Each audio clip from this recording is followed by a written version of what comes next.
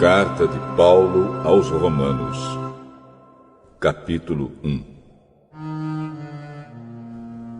Eu, Paulo, servo de Cristo Jesus, escrevo esta carta.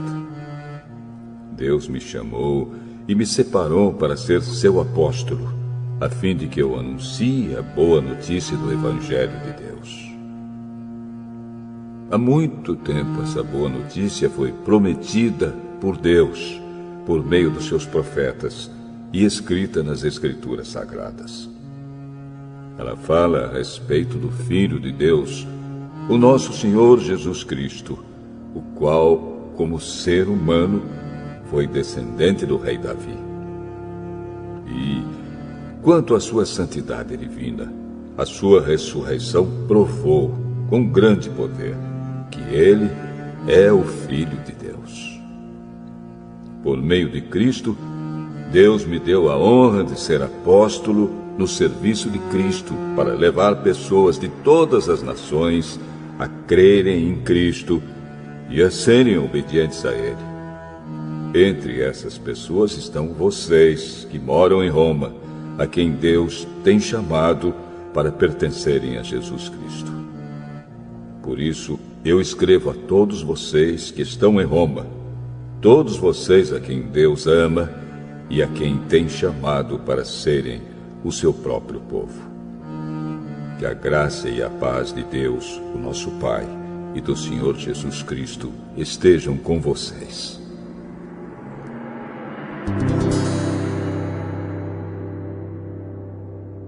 Em primeiro lugar, por meio de Jesus Cristo, dou graças ao meu Deus por todos vocês, pois no mundo inteiro se ouve falar a respeito da fé que vocês têm.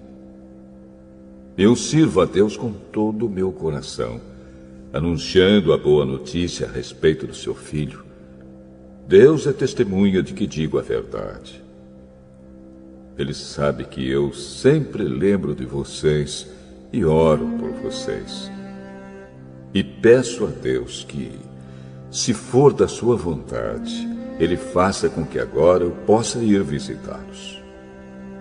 Pois eu quero muito vê-los, a fim de repartir bênçãos espirituais com vocês para fortalecê-los, quer dizer, para que nos animemos uns aos outros por meio da fé que vocês e eu temos. Meus irmãos, quero que saibam que muitas vezes resolvi ir visitá-los, mas fui impedido até agora de fazer isso, pois eu gostaria que o meu trabalho produzisse resultados entre vocês também, como tem acontecido entre outros não-judeus. Pois é meu dever pregar a todos, tanto aos civilizados como aos não civilizados, tanto aos instruídos como aos sem instrução. É por isso que eu quero anunciar o Evangelho também a vocês que moram em Roma. Eu não me envergonho do Evangelho, pois ele é o poder de Deus para salvar todos os que creem, primeiro os judeus e também os não-judeus. Pois o Evangelho mostra como é que Deus nos aceita. É por meio da fé, do começo ao fim.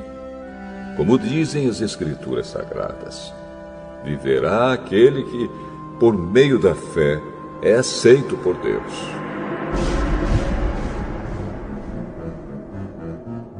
Do céu, Deus revela a sua ira contra todos os pecados e todas as maldades das pessoas que, por meio das suas más ações, não deixam que os outros conheçam a verdade a respeito de Deus.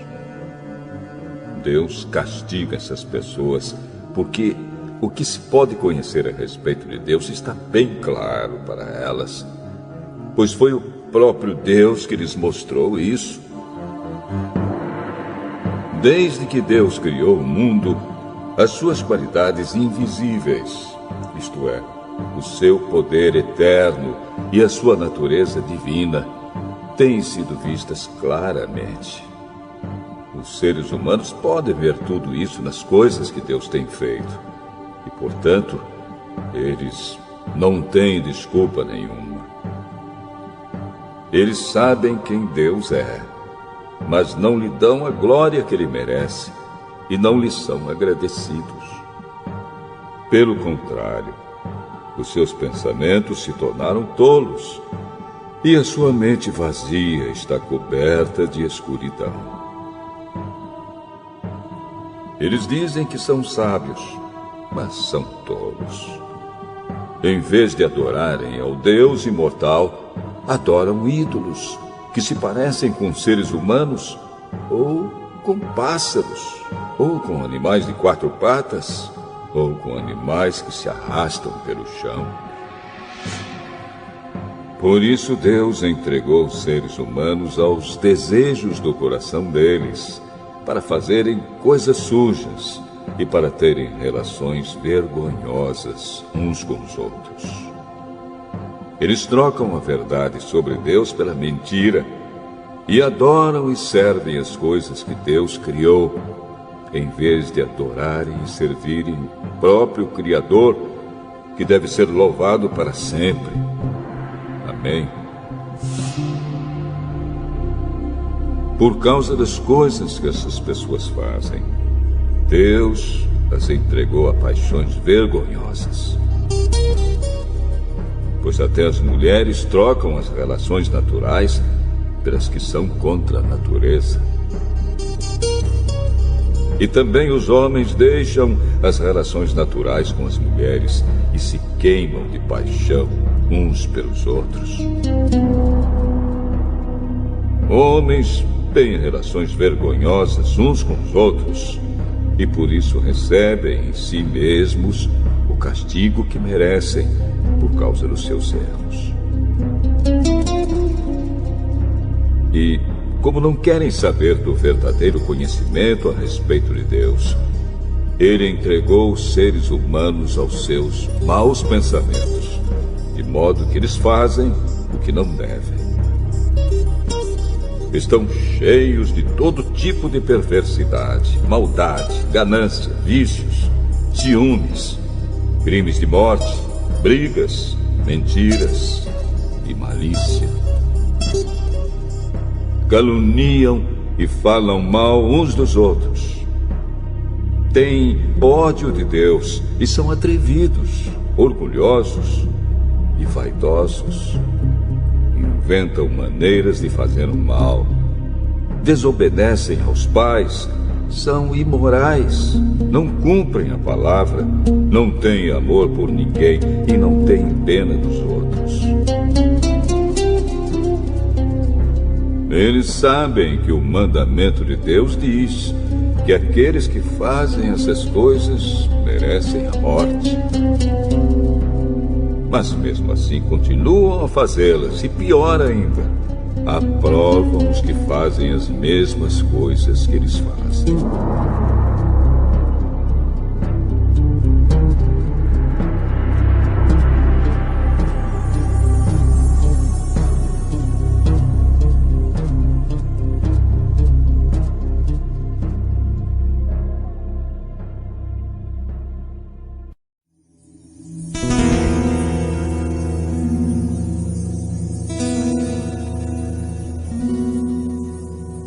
Romanos, capítulo 2.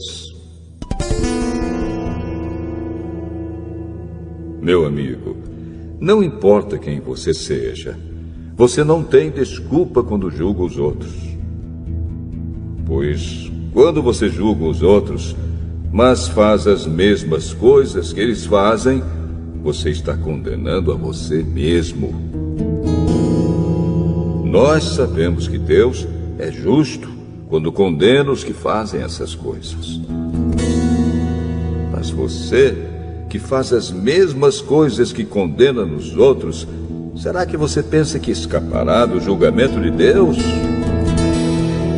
Ou será que você despreza a grande bondade, a tolerância e a paciência de Deus?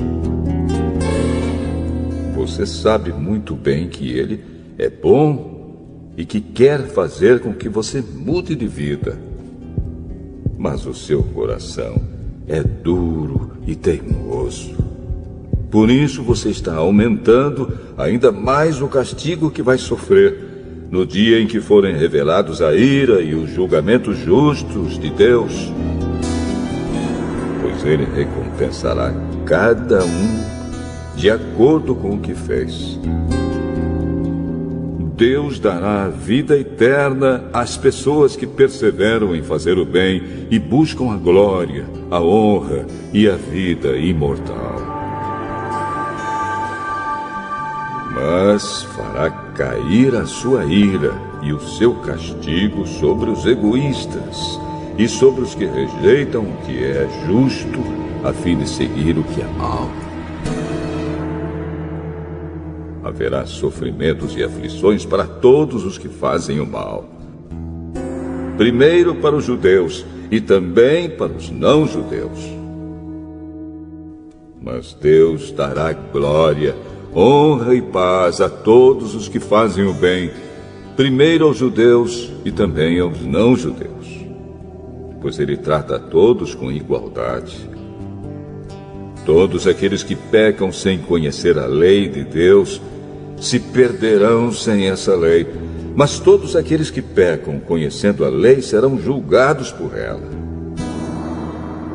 Porque as pessoas que Deus aceita não são aquelas que somente ouvem a lei, mas aquelas que fazem o que a lei manda.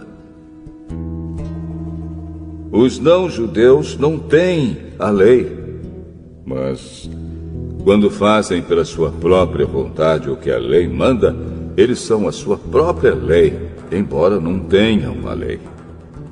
Eles mostram, pela sua maneira de agir, que têm a lei escrita no seu coração.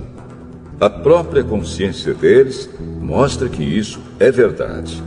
E os seus pensamentos, que às vezes os acusam e às vezes os defendem, também mostram isso.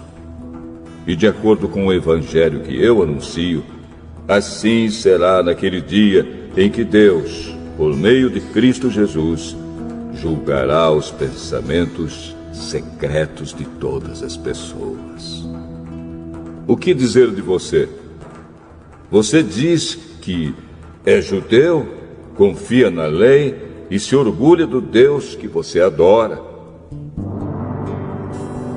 Você sabe o que Deus quer que você faça e aprende na lei a escolher o que é certo.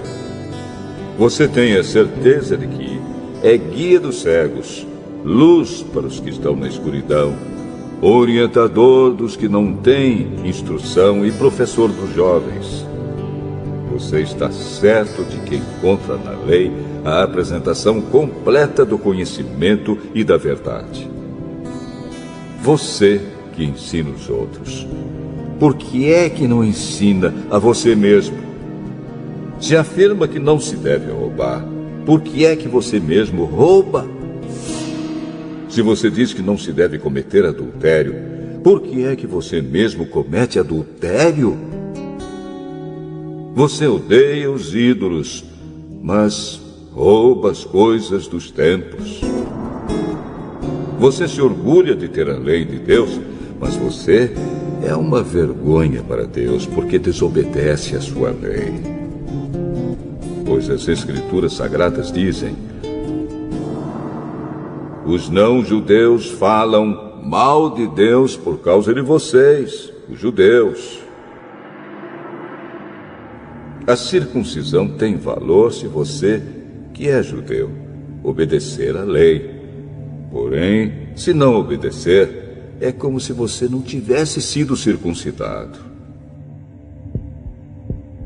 E se um homem que não foi circuncidado obedecer aos mandamentos da lei, Deus o tratará como se ele fosse circuncidado. Assim vocês, judeus, serão condenados pelos não-judeus, pois vocês desobedecem à lei, apesar de terem essa lei escrita e de serem circuncidados, enquanto que os não-judeus obedecem à lei, embora não sejam circuncidados. Portanto, eu pergunto: quem é judeu de fato e circuncidado de verdade? É claro que não é aquele que é judeu somente por fora e circuncidado só no corpo. Pelo contrário, o verdadeiro judeu é aquele que é judeu por dentro, aquele que tem o coração circuncidado. E isso é uma coisa que o Espírito de Deus faz e que a lei escrita não pode fazer.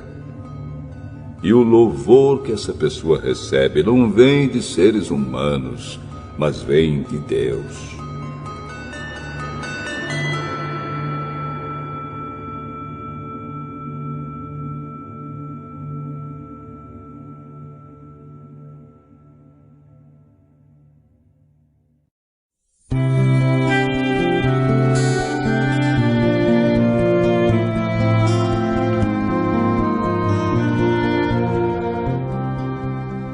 Romanos, capítulo 3.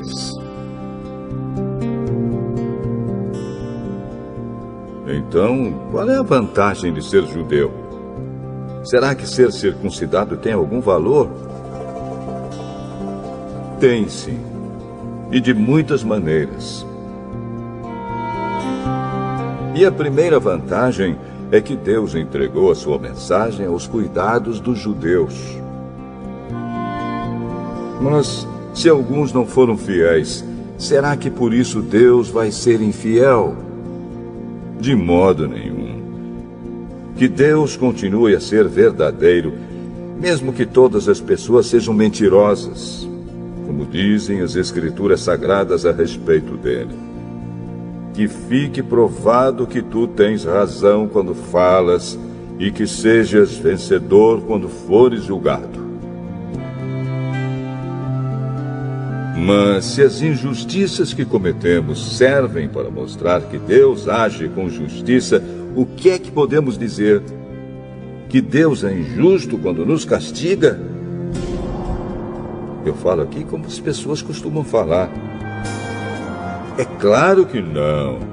Se Deus não fosse justo, como poderia julgar o mundo? Mas digamos que a minha mentira faz com que a verdade de Deus fique mais clara, aumentando assim a glória dele. Nesse caso, por que é que devo ainda ser condenado como pecador? Então por que não dizer: façamos o mal para que desse mal venha o bem? Na verdade, alguns têm me caluniado, dizendo que eu afirmo isso. Porém, eles serão condenados como merecem. Então, será que nós, os judeus, estamos em melhor situação do que os não-judeus? De modo nenhum. Já mostrei que todos, judeus e não-judeus, estão debaixo do poder do pecado. Como dizem as Escrituras Sagradas, não há uma só pessoa que faça o que é certo. Não há ninguém que tenha juízo. Não há ninguém que adore a Deus. Todos se desviaram do caminho certo. Todos se perderam. Não há mais ninguém que faça o bem. Não há ninguém mesmo. Todos mentem e enganam sem parar. Da língua deles saem mentiras perversas, e dos seus lábios saem palavras de morte, como se fossem veneno de cobra. A boca deles está cheia de terríveis maldições. Eles se apressam para matar. Por onde passam, deixam a destruição e a desgraça. Não conhecem o caminho da paz e não aprenderam a temer a Deus. Nós sabemos que tudo o que a lei diz é dito para os que vivem debaixo da lei. Isso a fim de que todos parem de se justificar e a fim de que todas as pessoas do mundo fiquem debaixo do julgamento de Deus. Pois ninguém é aceito por Deus por fazer o que a lei manda, porque a lei faz com que as pessoas saibam que são pecadoras. Mas agora, Deus já mostrou que o meio pelo qual ele aceita as pessoas não tem nada a ver com a lei. A lei de Moisés e os profetas dão testemunho do seguinte: Deus aceita as pessoas por meio da fé que elas têm em Jesus Cristo. É assim que ele trata todos os que creem, pois não existe nenhuma diferença entre as pessoas. Todos pecaram e estão afastados da presença gloriosa de Deus. Mas, pela sua graça e sem exigir nada, Deus aceita todos por meio de Cristo Jesus, que os salva. Deus ofereceu Cristo como sacrifício para que, pela sua morte na cruz, Cristo se tornasse o meio das pessoas receberem o perdão dos seus pecados pela fé nele. Deus quis mostrar com isso que ele é justo.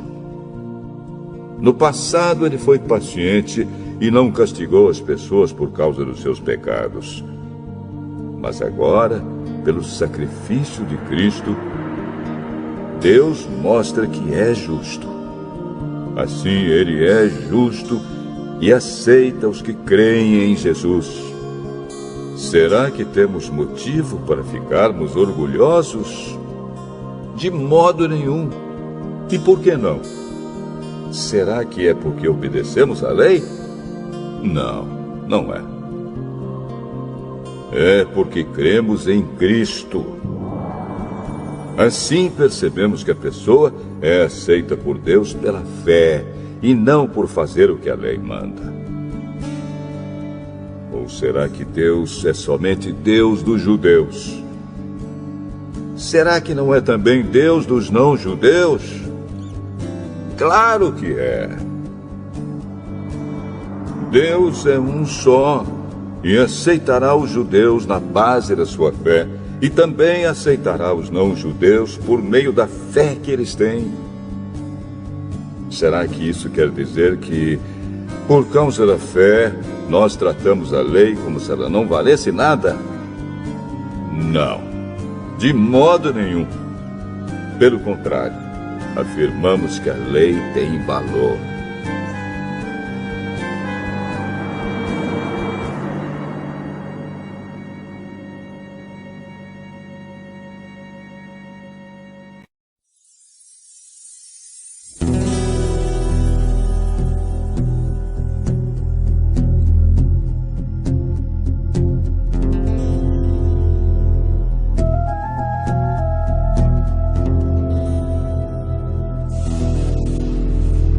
Romanos, capítulo 4.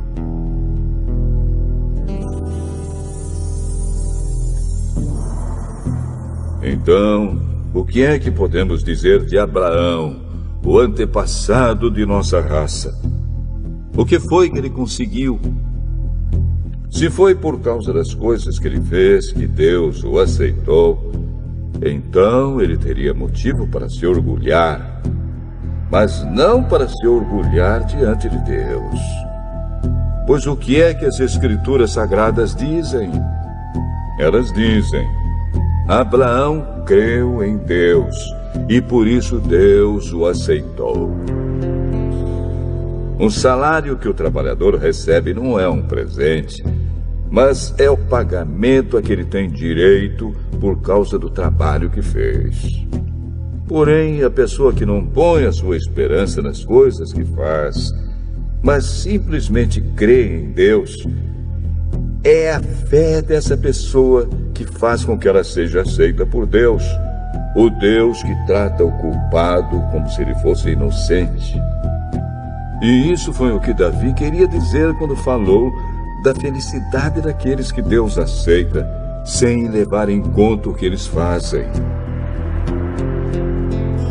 Davi disse: Feliz aquele cujas maldades Deus perdoa e cujos pecados ele apaga. Feliz aquele que o Senhor não acusa de cometer pecado. Será que essa felicidade de que Davi falou existe somente para os que são circuncidados? É claro que não. Ela existe também para os que não são circuncidados. Pois já citamos as Escrituras Sagradas que dizem: Abraão creu em Deus e por isso Deus o aceitou. Quando foi que isso aconteceu? Foi antes ou depois de Abraão ser circuncidado? Foi antes e não depois.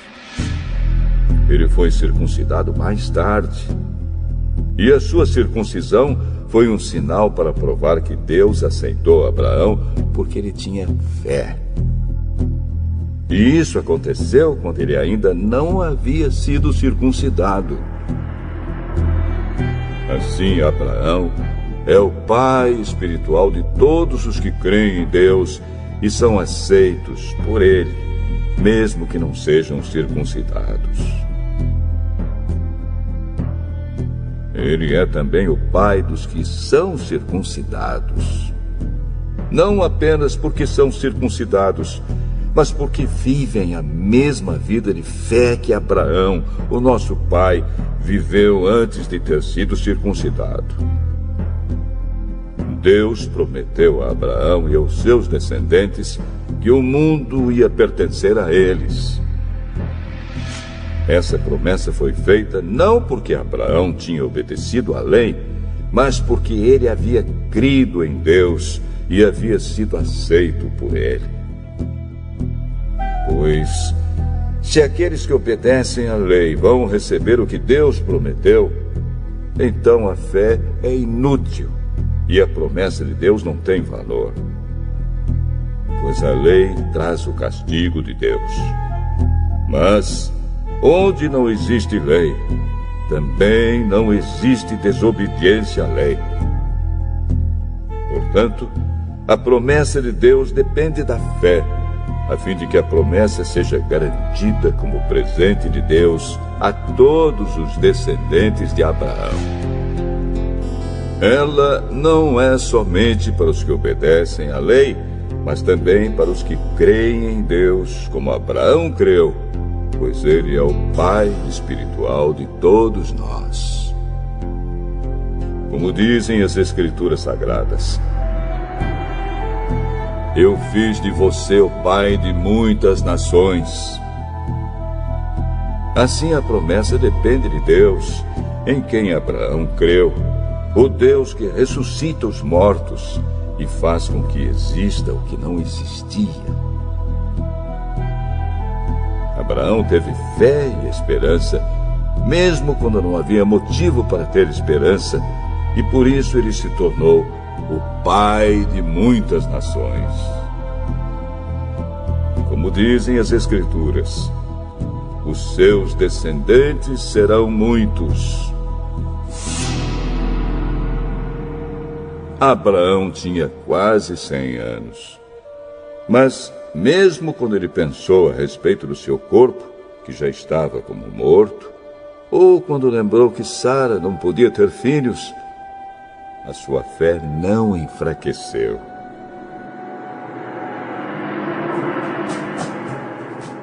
Abraão não perdeu a fé, nem duvidou da promessa de Deus. A sua fé o encheu de poder, e ele louvou a Deus porque tinha toda a certeza de que Deus podia fazer o que havia prometido.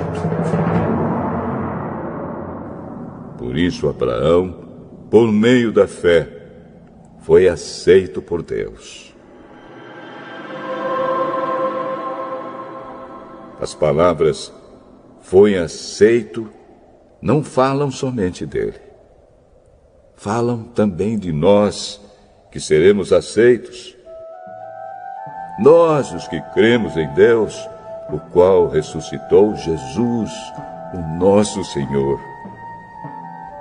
Jesus foi entregue para morrer por causa dos nossos pecados e foi ressuscitado, a fim de que nós fôssemos aceitos por Deus.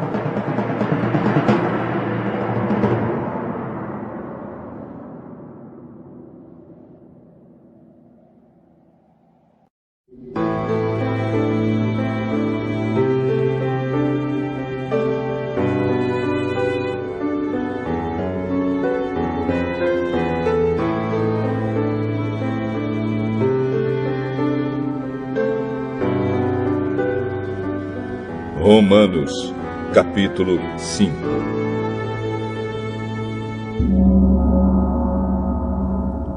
Agora que fomos aceitos por Deus pela nossa fé nele, temos paz com ele por meio do nosso Senhor Jesus Cristo.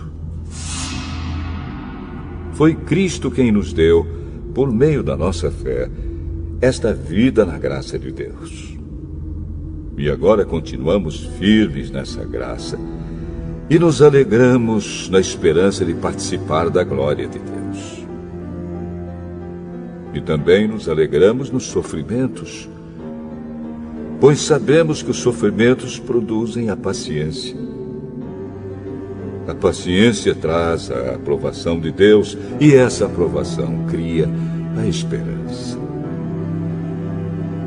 Essa esperança não nos deixa decepcionados, pois Deus derramou seu amor no nosso coração por meio do Espírito Santo que Ele nos deu.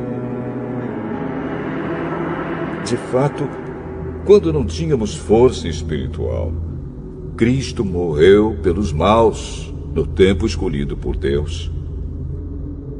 Dificilmente alguém aceitaria morrer por uma pessoa que obedece às leis.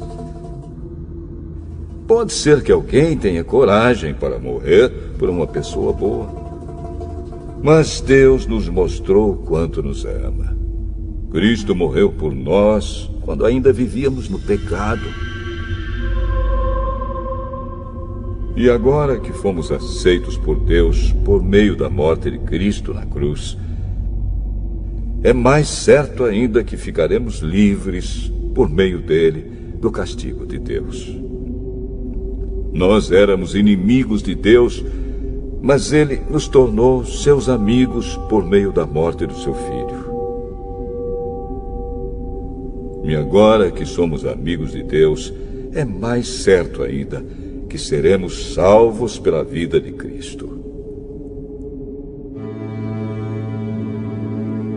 E não somente isso, mas também nós nos alegramos por causa daquilo que Deus fez por meio do nosso Senhor Jesus Cristo, que agora nos tornou amigos de Deus.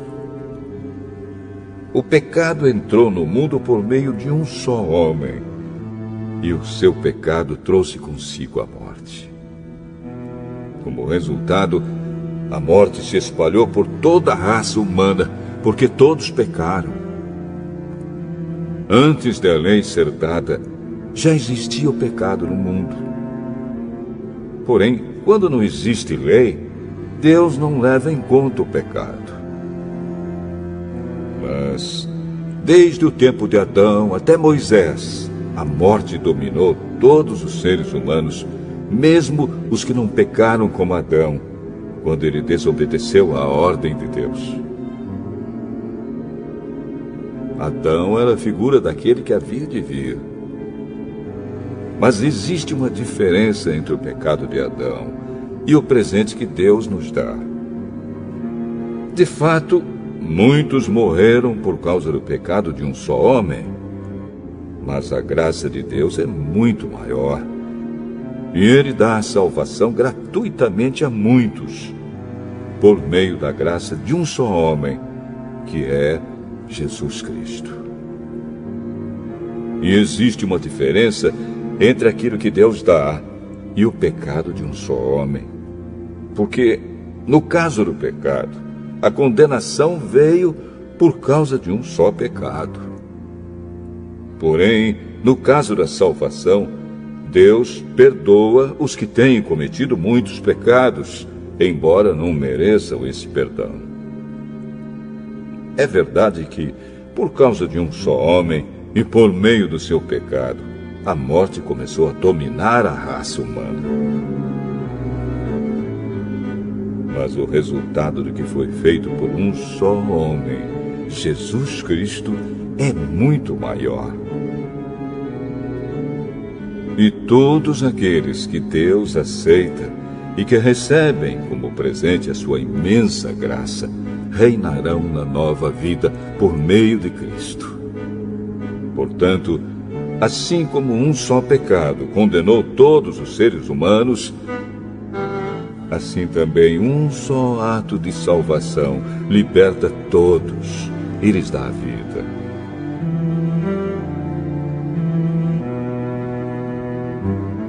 E assim como muitos seres humanos se tornaram pecadores por causa da desobediência de um só homem, assim também muitos serão aceitos por Deus por causa da obediência de um só homem. A lei veio para aumentar o mal, mas onde aumentou o pecado, a graça de Deus aumentou muito mais ainda. E isso aconteceu a fim de que, assim como o pecado dominou e trouxe a morte, assim também a graça de Deus, que o leva a aceitar as pessoas, dominasse e trouxesse a vida eterna. Essa vida é nossa por meio do nosso Senhor Jesus Cristo.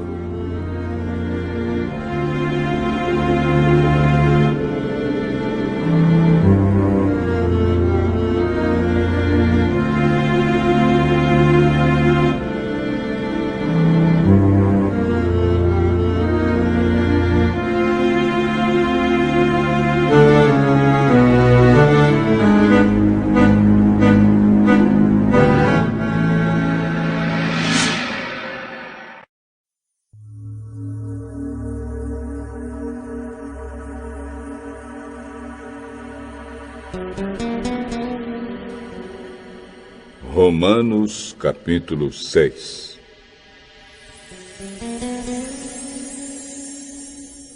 Portanto, o que vamos dizer? Será que devemos continuar vivendo no pecado para que a graça de Deus aumente ainda mais? É claro que não. Nós já morremos para o pecado. Então, como podemos continuar vivendo nele? Com certeza vocês sabem que, quando fomos batizados para ficarmos unidos com Cristo Jesus, fomos batizados para ficarmos unidos também com a sua morte. Assim, quando fomos batizados, fomos sepultados com ele por termos morrido junto com ele. E isso para que, assim como Cristo foi ressuscitado pelo poder glorioso do Pai, assim também nós vivamos uma vida nova. Pois, se fomos unidos com ele por uma morte igual à dele, assim também seremos unidos com ele por uma ressurreição igual à dele. Pois sabemos que a nossa velha natureza pecadora já foi morta com Cristo na cruz, a fim de que o nosso eu pecador fosse morto, e assim não sejamos mais escravos do pecado. Pois quem morre fica livre do poder do pecado. Se já morremos com Cristo, cremos que também viveremos com Ele. Sabemos que Cristo foi ressuscitado e nunca mais morrerá, pois a morte não tem mais poder sobre ele. A sua morte foi uma morte para o pecado, e valeu de uma vez por todas. E a vida que ele vive agora é uma vida para Deus. Assim também vocês devem se considerar mortos para o pecado, mas, por estarem unidos com Cristo Jesus, devem se considerar vivos para Deus. Portanto, não deixem que o pecado domine o corpo mortal de vocês e faça com que vocês obedeçam aos desejos pecaminosos da natureza humana. E também não entreguem nenhuma parte do corpo de vocês ao pecado, para que ele a use a fim de fazer o que é mal. Pelo contrário, como pessoas que foram trazidas da morte para a vida, entreguem-se completamente a Deus, para que ele use vocês a fim de fazerem o que é direito.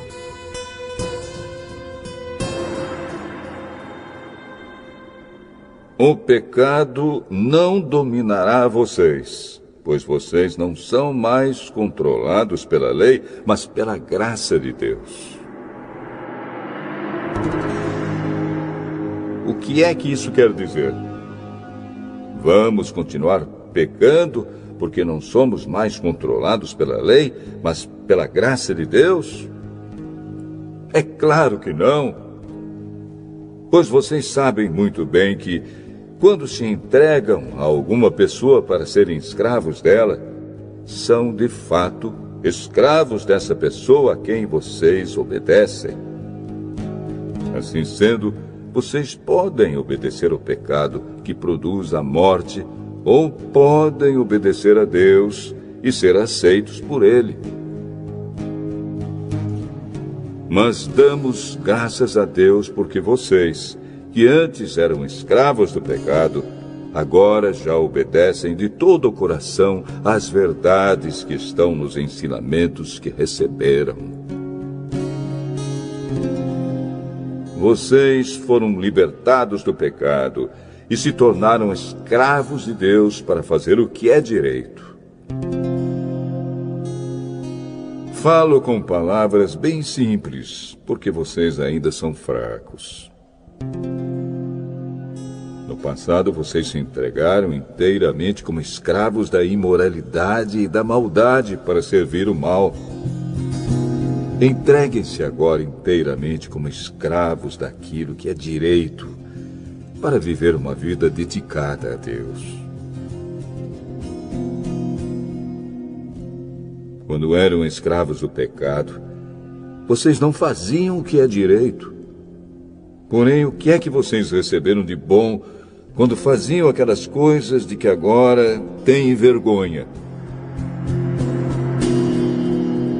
Pois o resultado de tudo aquilo é a morte.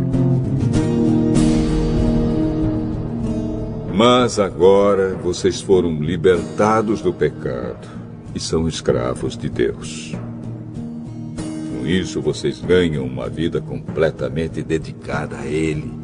E o resultado é que vocês terão a vida eterna. Pois o salário do pecado é a morte, mas o presente gratuito de Deus é a vida eterna que temos em união com Cristo Jesus, o nosso Senhor.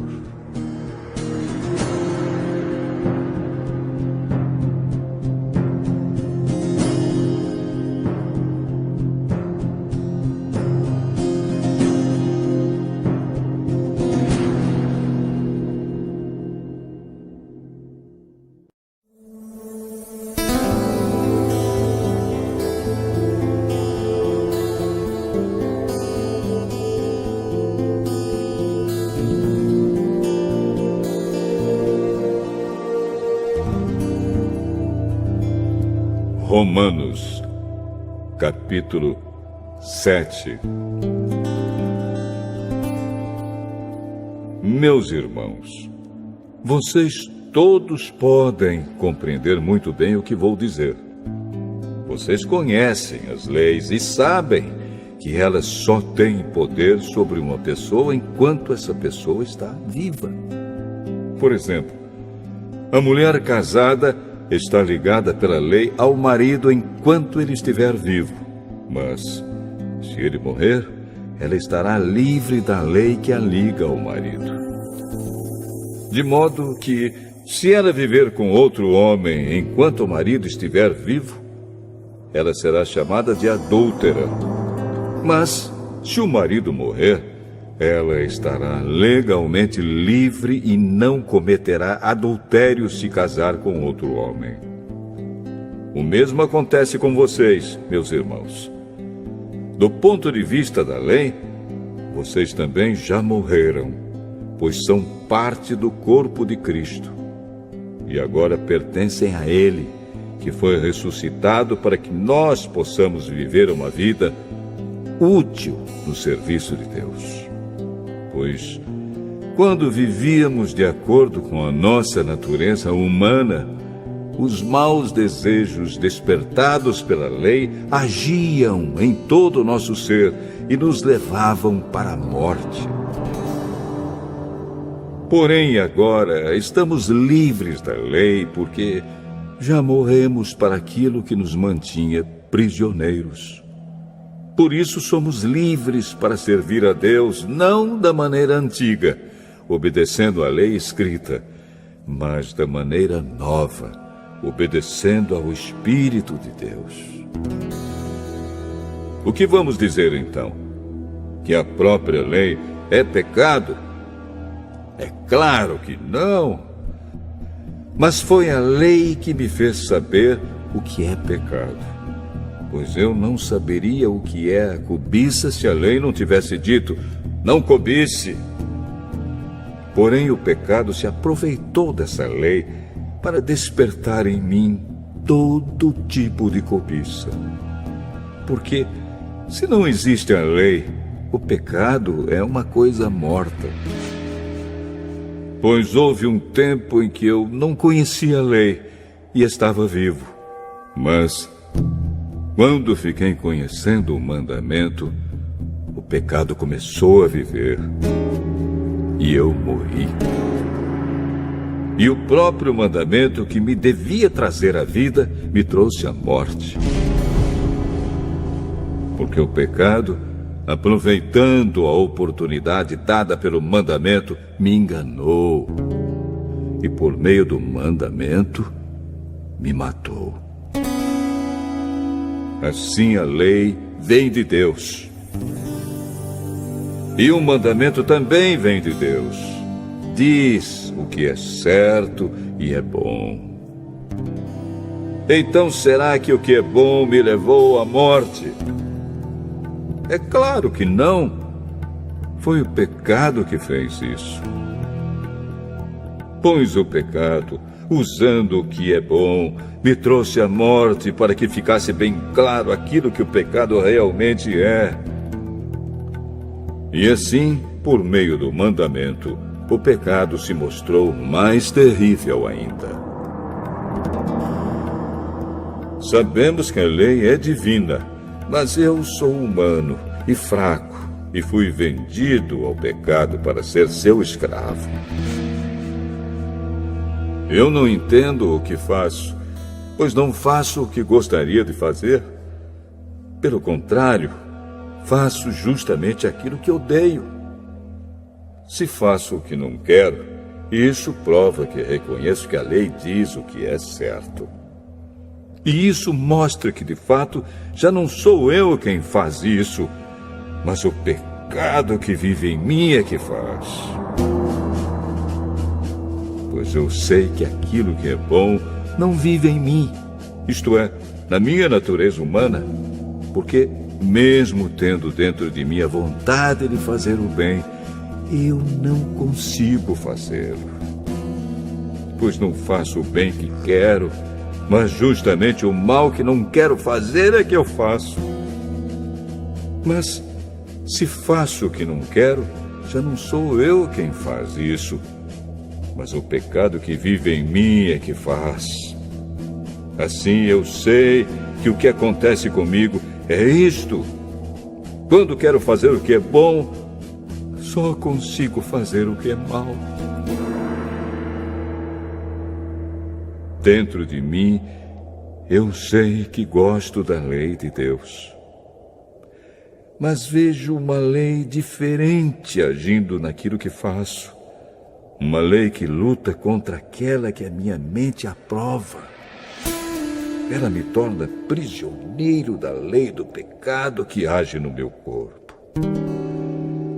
Como sou infeliz! Quem me livrará deste corpo que me leva para a morte? Que Deus seja louvado, pois Ele fará isso por meio do nosso Senhor Jesus Cristo. Portanto, esta é a minha situação.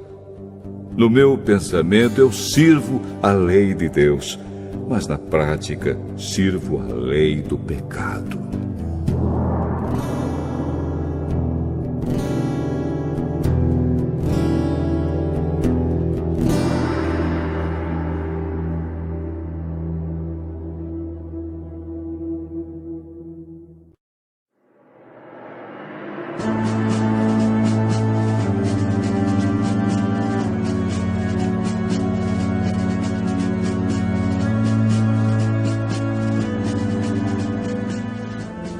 Romanos, capítulo 8.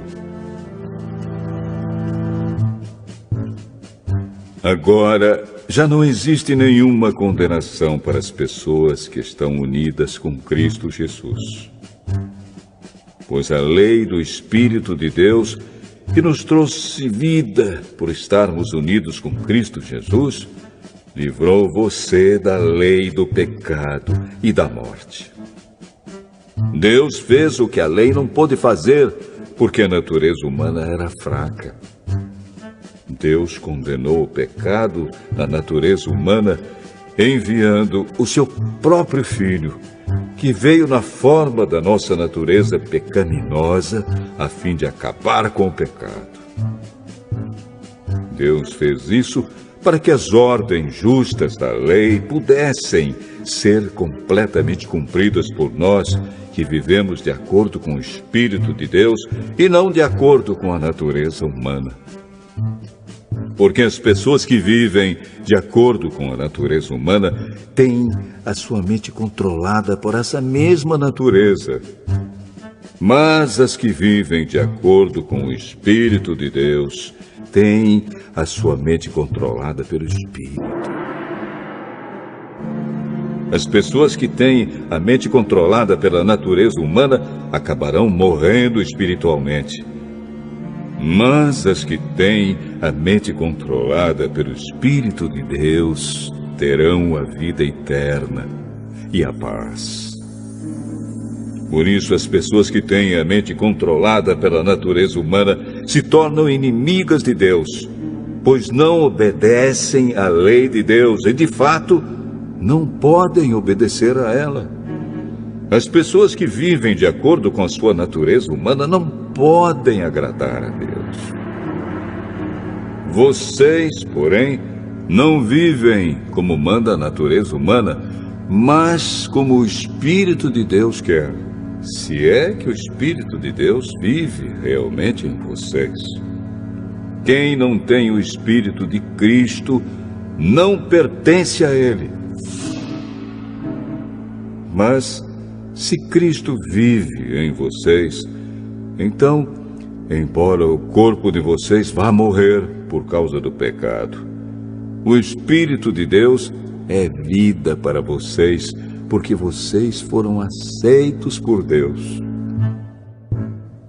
Se em vocês vive o Espírito daquele que ressuscitou Jesus, então aquele que ressuscitou Jesus Cristo dará também vida ao corpo mortal de vocês, por meio do seu Espírito, que vive em vocês. Portanto, meus irmãos, nós temos uma obrigação, que é a de não vivermos de acordo com a nossa natureza humana.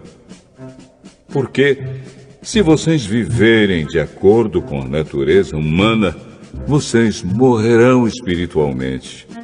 Mas, se pelo Espírito de Deus vocês matarem as suas ações pecaminosas, vocês viverão espiritualmente. Pois aqueles que são guiados pelo Espírito de Deus são filhos de Deus.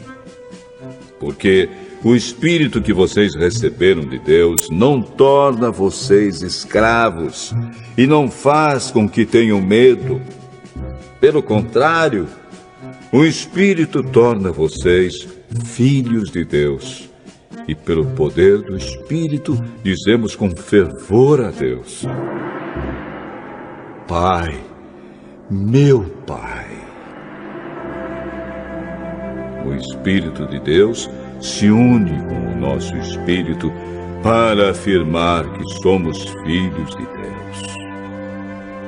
Nós somos seus filhos e por isso receberemos as bênçãos que Ele guarda para o seu povo e também receberemos com Cristo aquilo que Deus tem guardado para Ele. Porque se tomamos parte nos sofrimentos de Cristo, também tomaremos parte na sua glória. Eu penso que o que sofremos durante a nossa vida não pode ser comparado, de modo nenhum, com a glória que nos será revelada no futuro. O universo todo espera com muita impaciência o momento em que Deus vai revelar o que os seus filhos realmente são. Pois o universo se tornou inútil, não pela sua própria vontade, mas porque Deus quis que fosse assim. Porém, existe esta esperança. Um dia, o próprio universo ficará livre do poder destruidor que o mantém escravo e tomará parte na gloriosa liberdade dos filhos de Deus. Pois sabemos que até agora o universo todo geme e sofre como uma mulher que está em trabalho de parto.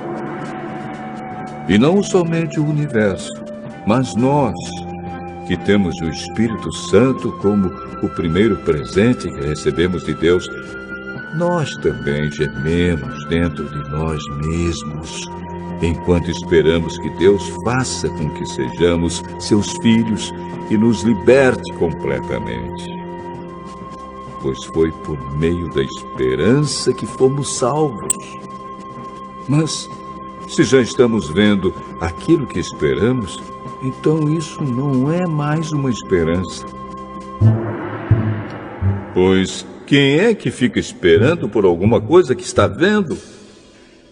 Porém, se estamos esperando alguma coisa que ainda não podemos ver, então esperamos com paciência. Assim também, o Espírito de Deus vem nos ajudar na nossa fraqueza. Pois não sabemos como devemos orar, mas o Espírito de Deus, com gemidos que não podem ser explicados por palavras, pede a Deus em nosso favor. E Deus, que vê o que está dentro do coração, sabe qual é o pensamento do Espírito. Porque o Espírito pede em favor do povo de Deus e pede de acordo com a vontade de Deus. Pois sabemos que todas as coisas trabalham juntas para o bem daqueles que amam a Deus, daqueles a quem Ele chamou de acordo com o seu plano. Porque aqueles que já tinham sido escolhidos por Deus, Ele também separou a fim de se tornarem parecidos com seu Filho. Ele fez isso para que o Filho fosse o primeiro entre muitos irmãos. Assim Deus chamou os que havia separado. Não somente os chamou, mas também os aceitou. E não somente os aceitou, mas também repartiu a sua glória com eles. Diante de tudo isso, o que mais podemos dizer? Se Deus está do nosso lado, quem poderá nos vencer? Ninguém! Porque Ele nem mesmo deixou de entregar o próprio Filho, mas o ofereceu por todos nós. Se Ele nos deu o seu Filho, será que não nos dará também todas as coisas? Quem acusará aqueles que Deus escolheu? Ninguém! Porque o próprio Deus declara que eles não são culpados. Será que alguém poderá condená-los? Ninguém! Pois foi Cristo Jesus quem morreu, ou melhor, quem foi ressuscitado e está à direita de Deus. E Ele pede a Deus em favor de nós. Então, quem pode nos separar do amor de Cristo? Serão os sofrimentos, as dificuldades, a perseguição, a fome, a pobreza, o perigo ou a morte? Como dizem as Escrituras Sagradas, por causa de ti, estamos em perigo de morte o dia inteiro. Somos tratados como ovelhas que vão para o matadouro. Em todas essas situações, temos a vitória completa por meio daquele que nos amou. Pois eu tenho a certeza de que nada pode nos separar do amor de Deus. Nem a morte, nem a vida, nem os anjos, nem outras autoridades ou poderes celestiais, nem o presente, nem o futuro, nem o mundo lá de cima, nem o mundo lá de baixo. Em todo o universo não há nada que possa nos separar do amor de Deus, que é nosso por meio de Cristo Jesus, o nosso Senhor.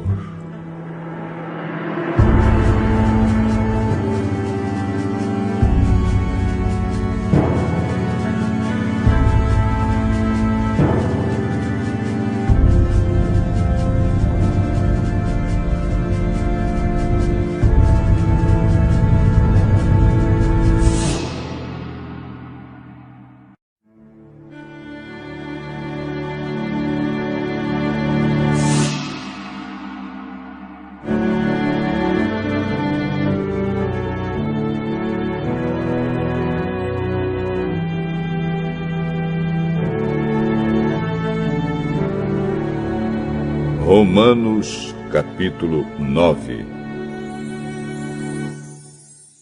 O que eu digo é verdade. Sou de Cristo e não minto. Pois a minha consciência, que é controlada pelo Espírito Santo, também me afirma que não estou mentindo. Sinto uma grande tristeza e uma dor sem fim no coração por causa do meu povo, que é a minha raça e meu sangue. Para o bem desse povo, eu mesmo poderia desejar receber a maldição de Deus e ficar separado de Cristo. Eles são um povo escolhido por Deus. Ele os tornou seus filhos e repartiu a sua glória com eles.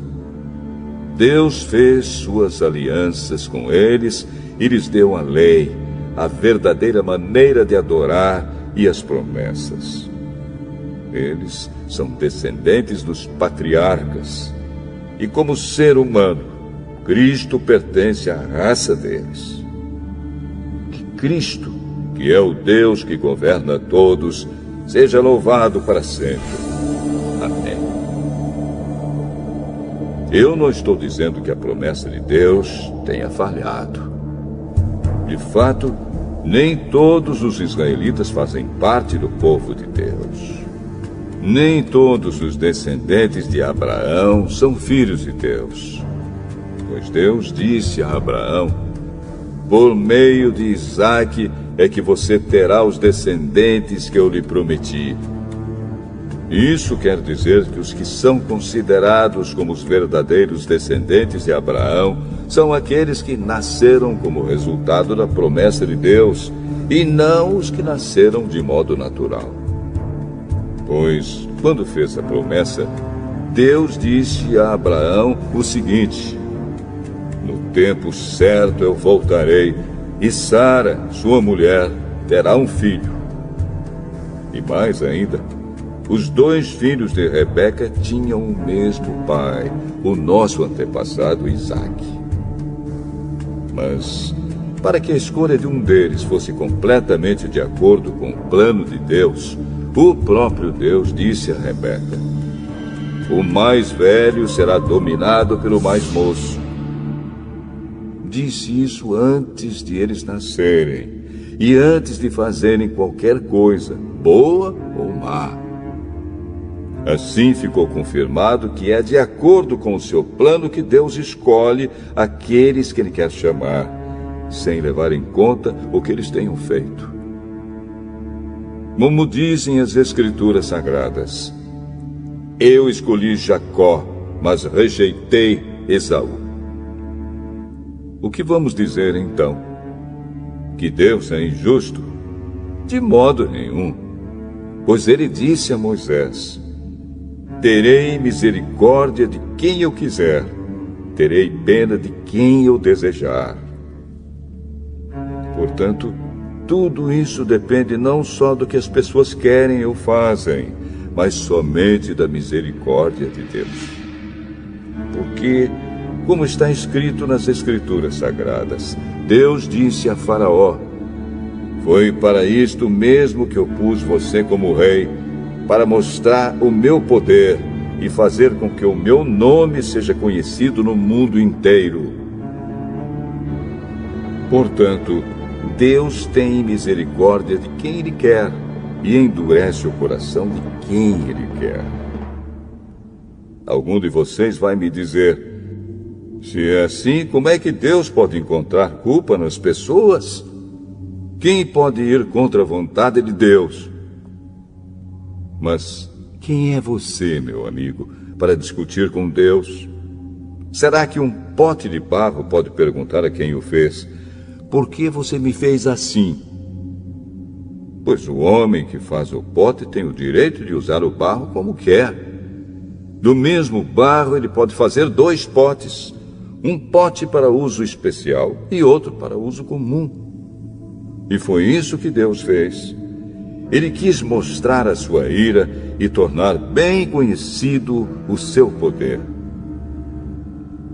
Assim suportou com muita paciência os que mereciam o castigo e que iam ser destruídos. Ele quis também mostrar como é grande a sua glória, que Ele derramou sobre nós, que somos aqueles de quem Ele teve pena e a quem Ele já havia preparado para receberem a sua glória. Pois nós somos aqueles que Deus chamou, não somente os que são judeus, mas também os não-judeus. Isso é o que ele diz no livro de Oséias: aqueles que não eram meu povo eu chamarei de meu povo. A nação que eu não amava chamarei de minha amada. E no mesmo lugar onde foi dito: vocês não são o meu povo, ali eles serão chamados de os filhos do Deus vivo. E Isaías disse a respeito de Israel: mesmo que o povo de Israel seja tão numeroso como os grãos de areia da praia do mar, somente alguns deles serão salvos. Pois o Senhor julgará logo e de uma vez o mundo inteiro. Como o próprio Isaías tinha dito antes: se o Senhor Todo-Poderoso não nos tivesse deixado alguns descendentes, seríamos agora como a cidade de Sodoma, estaríamos destruídos como Gomorra. O que vamos dizer então? Vamos dizer isto: os não-judeus que não procuravam ser aceitos por Deus foram aceitos por meio da fé. Porém, o povo de Israel, que procurava uma lei para ser aceito por Deus, não encontrou o que estava procurando. E por que não? Porque eles procuravam alcançar isso por meio das suas ações e não por meio da fé. Eles tropeçaram na pedra de tropeço, como dizem as Escrituras Sagradas. Vejam, estou colocando em Sião uma pedra em que eles vão tropeçar, a rocha que vai fazê-los cair. Mas quem crer nela não ficará desiludido.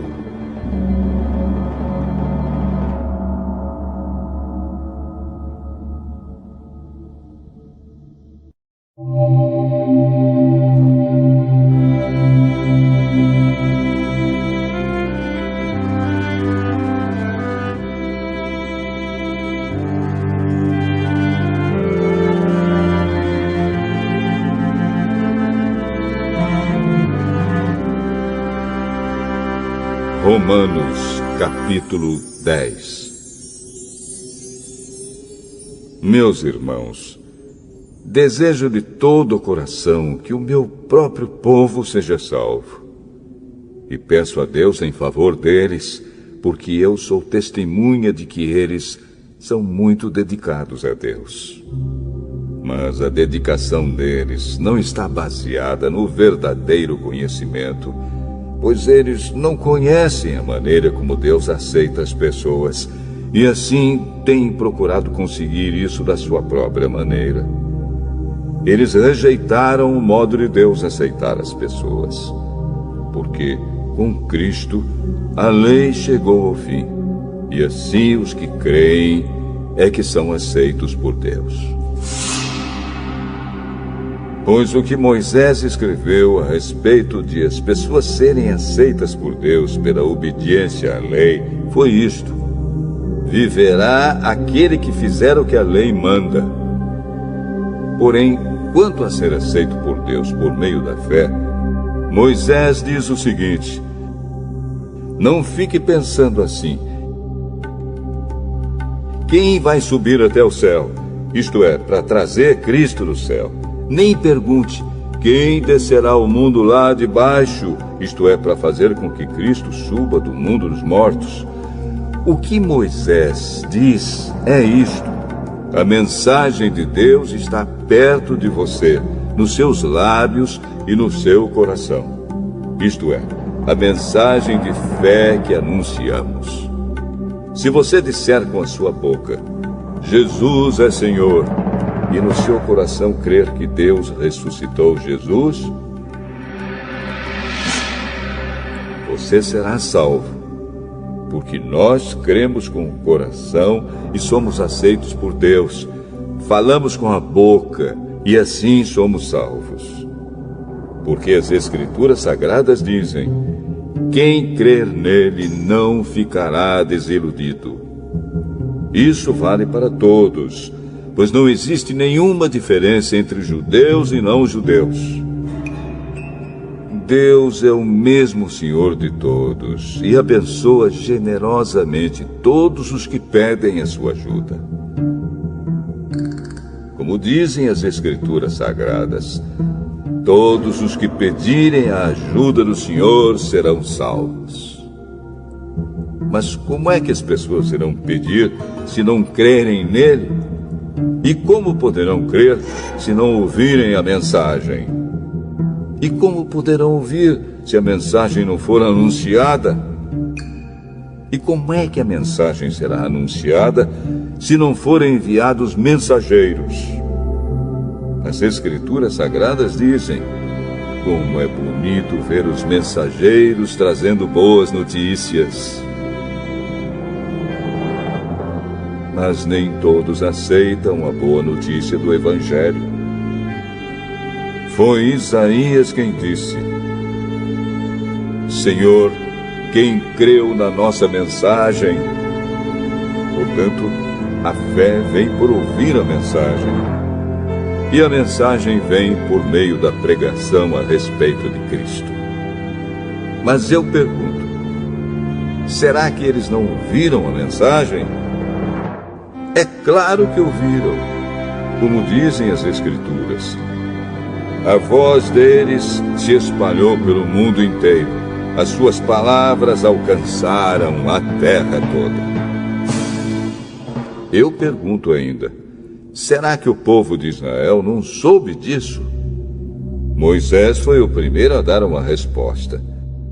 Ele disse: eu farei com que vocês fiquem com ciúmes de um povo que não é uma nação. Farei com que fiquem com raiva de uma nação de gente sem juízo. E Isaías foi mais corajoso ao anunciar o que Deus disse: eu fui achado por aqueles que não me procuravam e apareci aos que não perguntavam por mim. Mas a respeito de Israel, Deus disse: o dia inteiro eu abri os braços, pronto para receber um povo desobediente e rebelde.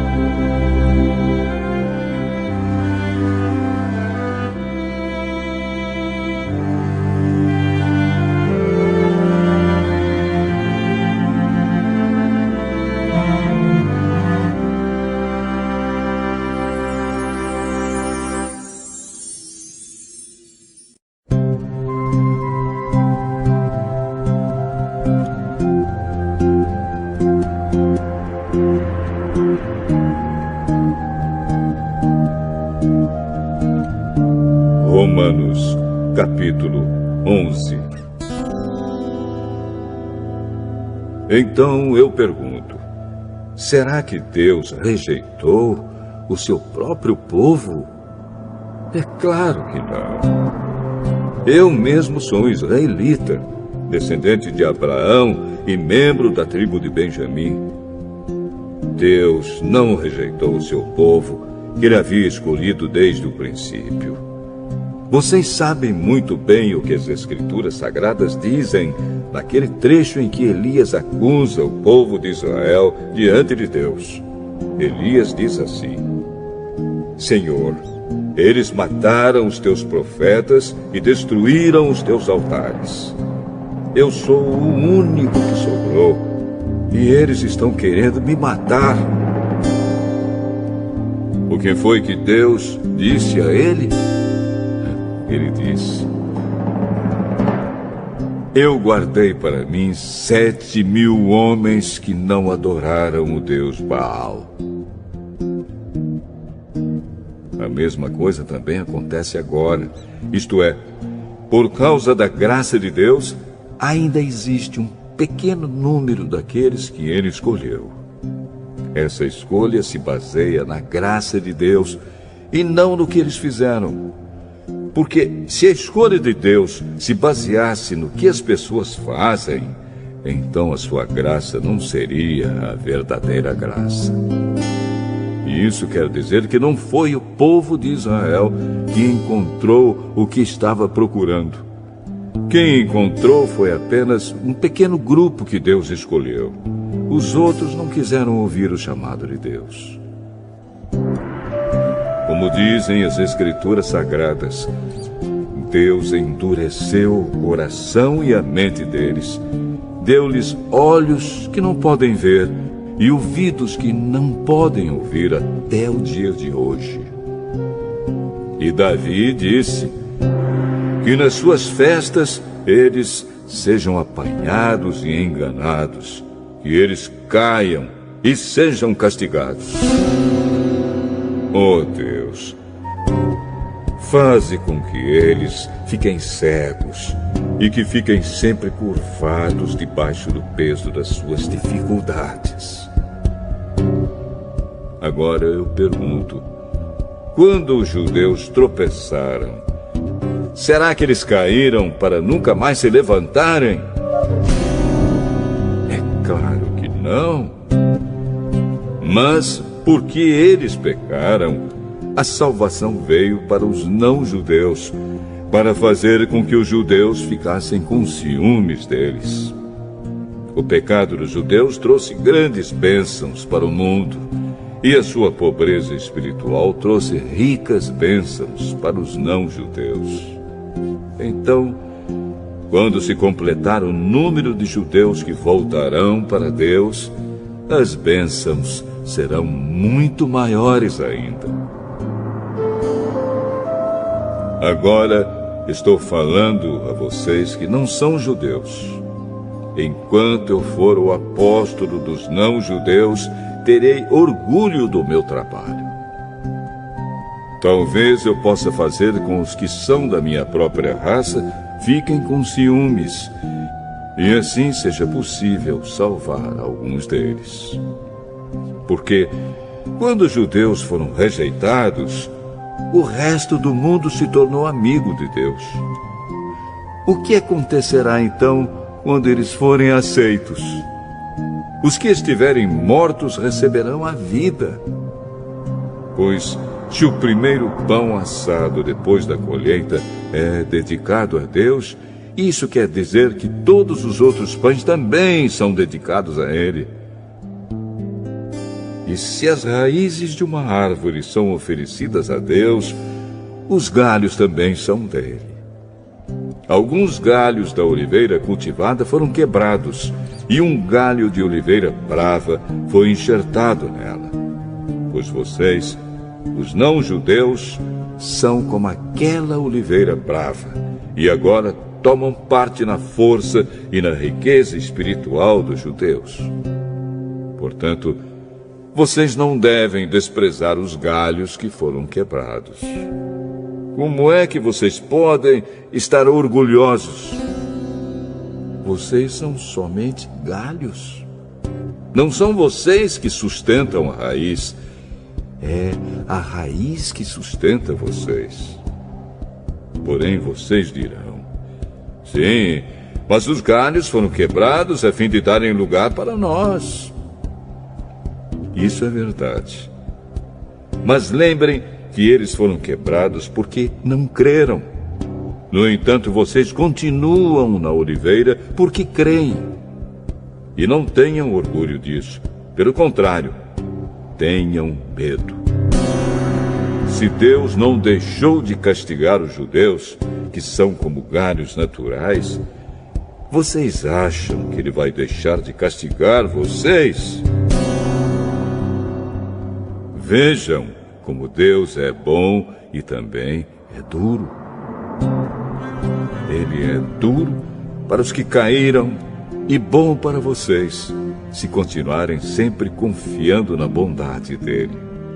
Senão, vocês também serão cortados. E se os judeus abandonarem a sua descrença, serão enxertados na oliveira cultivada, pois Deus pode enxertá-los de novo. Vocês, os não-judeus, são como aquele galho de oliveira brava que foi cortado e enxertado contra a natureza na oliveira cultivada. Os judeus são como essa oliveira cultivada. Portanto, para Deus será muito mais fácil enxertar de novo na própria árvore deles esses galhos quebrados. Meus irmãos, quero que vocês conheçam uma verdade secreta para que não pensem que são muito sábios. A verdade é esta: a teimosia do povo de Israel não durará para sempre, mas somente até que o número completo de não-judeus venha para Deus. É assim que todo o povo de Israel será salvo. Como dizem as Escrituras Sagradas, o Redentor virá de Sião e tirará toda a maldade dos descendentes de Jacó. Eu, o Senhor, farei esta aliança com eles quando tirar os seus pecados. Os judeus rejeitaram o Evangelho e por isso são inimigos de Deus, para o bem de vocês, os não-judeus. Mas, pela escolha de Deus, eles são amigos dele, por causa dos patriarcas. Porque Deus não muda de ideia a respeito de quem ele escolhe e abençoa. Mas, no passado, vocês que não são judeus, desobedeceram a Deus. Porém, agora, vocês receberam a misericórdia de Deus por causa da desobediência dos judeus. Assim, por causa da misericórdia que vocês receberam, os judeus agora desobedecem a Deus, para que eles também possam receber agora a misericórdia dele. Pois Deus fez com que todos se tornassem prisioneiros da desobediência, a fim de mostrar misericórdia a todos. Como são grandes as riquezas de Deus! Como são profundos o seu conhecimento e a sua sabedoria! Quem pode explicar as suas decisões? Quem pode entender os seus planos? Como dizem as Escrituras Sagradas, quem pode conhecer a mente do Senhor? Quem é capaz de lhe dar conselhos? Quem já deu alguma coisa a Deus para receber dele algum pagamento? Pois todas as coisas foram criadas por ele, e tudo existe por meio dele e para ele. Glória a Deus para sempre. Amém.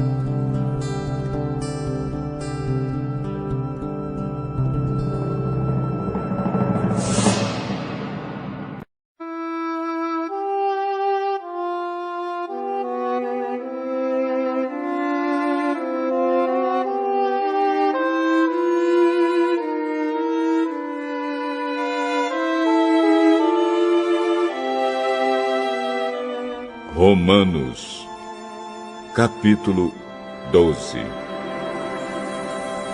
Portanto, meus irmãos, por causa da grande misericórdia divina, peço que vocês se ofereçam completamente a Deus como um sacrifício vivo, dedicado ao seu serviço e agradável a Ele.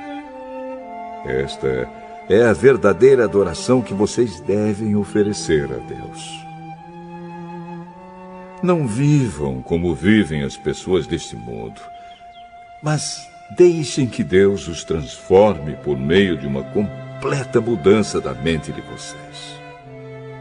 Assim vocês conhecerão a vontade de Deus, isto é, aquilo que é bom, perfeito e agradável a Ele. Por causa da bondade de Deus para comigo, me chamando para ser apóstolo, eu digo a todos vocês que não se achem melhores do que realmente são. Pelo contrário, pensem com humildade a respeito de vocês mesmos, e cada um julgue a si mesmo conforme a fé que Deus lhe deu. Porque, assim como em um só corpo temos muitas partes, e todas elas têm funções diferentes, assim também nós, embora sejamos muitos, somos um só corpo por estarmos unidos com Cristo. E todos estamos unidos uns com os outros como partes diferentes de um só corpo. Portanto, usemos os nossos diferentes dons de acordo com a graça que Deus nos deu. Se o dom que recebemos é o de anunciar a mensagem de Deus, façamos isso de acordo com a fé que temos. Se é o dom de servir, então devemos servir. Se é o de ensinar, então ensinemos. Se é o dom de animar os outros, então animemos. Quem reparte com os outros o que tem, que faça isso com generosidade. Quem tem autoridade, que use a sua autoridade com todo cuidado. Quem ajuda os outros, que ajude com alegria. Que o amor de vocês não seja fingido. Odeiem o mal e sigam o que é bom. Amem uns aos outros com o amor de irmãos em Cristo e se esforcem para tratar uns aos outros com respeito. Trabalhem com entusiasmo e não sejam preguiçosos. Sirvam o Senhor com o coração cheio de fervor. Que a esperança que vocês têm os mantenha alegres. Aguentem com paciência os sofrimentos e orem sempre. Repartam com os irmãos necessitados o que vocês têm e recebam os estrangeiros nas suas casas. Peçam que Deus abençoe os que perseguem vocês. Sim, peçam que Ele abençoe e não que amaldiçoe. Alegrem-se com os que se alegram e chorem com os que choram. Tenham por todos o mesmo cuidado. Não sejam orgulhosos, mas aceitem serviços humildes. Que nenhum de vocês fique pensando que é sábio. Não paguem a ninguém o mal com o mal. Procurem agir de tal maneira que vocês recebam a aprovação dos outros. No que depender de vocês, façam todo o possível para viver em paz com todas as pessoas. Meus queridos irmãos, nunca se vinguem de ninguém. Pelo contrário, deixem que seja Deus quem dê o castigo. Pois as Escrituras Sagradas dizem: eu me vingarei, eu acertarei contas com eles, diz o Senhor. Mas façam como dizem as Escrituras. Se o seu inimigo estiver com fome, dê comida a ele. Se estiver com sede, dê água. Porque assim você o fará queimar de remorso e vergonha. Não deixem que o mal vença vocês, mas vençam o mal com o bem.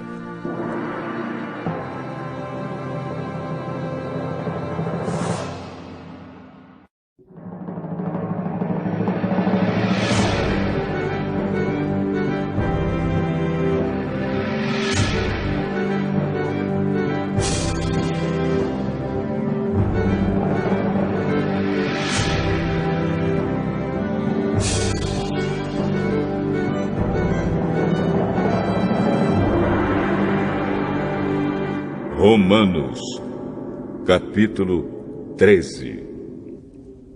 Obedeçam às autoridades todos vocês, pois nenhuma autoridade existe sem a permissão de Deus, e as que existem foram colocadas nos seus lugares por Ele. Assim, quem se revolta contra as autoridades está se revoltando contra o que Deus ordenou, e os que agem desse modo serão condenados. Somente os que fazem o mal devem ter medo dos governantes, e não os que fazem o bem. Se você não quiser ter medo das autoridades, então faça o que é bom, e elas o elogiarão, porque as autoridades estão a serviço de Deus para o bem de você. Mas se você faz o mal, então tenha medo. Pois as autoridades, de fato, têm poder para castigar. Elas estão a serviço de Deus e trazem o castigo dele sobre os que fazem o mal. É por isso que você deve obedecer às autoridades. Não somente por causa do castigo de Deus, mas também porque a sua consciência manda que você faça isso. É por isso também que vocês pagam impostos, pois quando as autoridades cumprem os seus deveres, elas estão a serviço de Deus. Portanto, paguem ao governo o que é devido. Paguem todos os seus impostos e respeitem e honrem todas as autoridades. Não fiquem devendo nada a ninguém. A única dívida que vocês devem ter é a de amar uns aos outros. Quem ama os outros está obedecendo à lei. Os seguintes mandamentos: não cometa adultério, não mate, não roube, não cobice. Esses e ainda outros mais são resumidos num mandamento só. Ame os outros como você ama a você mesmo. Quem ama os outros não faz mal a eles. Portanto, amar é obedecer a toda a lei.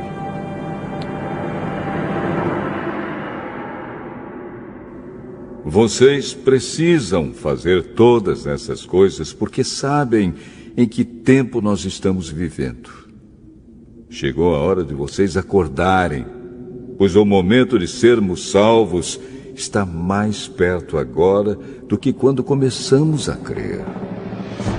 A noite está terminando e o dia vem chegando. Por isso, paremos de fazer o que pertence à escuridão e peguemos as armas espirituais para lutar na luz. Vivamos decentemente, como pessoas que vivem na luz do dia. Nada de farras ou bebedeiras, nem imoralidade ou indecência, nem brigas ou ciúmes. Mas tenham as qualidades que o Senhor Jesus Cristo tem e não procurem satisfazer os maus desejos da natureza humana de vocês.